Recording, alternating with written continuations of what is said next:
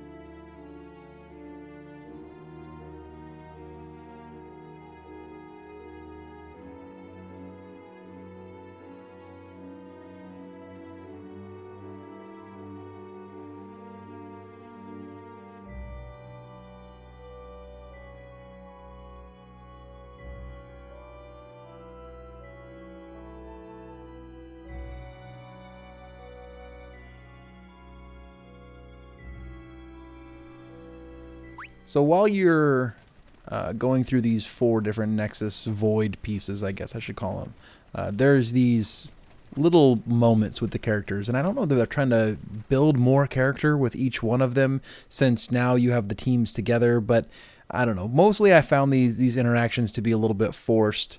Didn't really add too much to the story for me overall. I guess they said a little bit extra, but to me it seemed mostly just time wasting more than anything.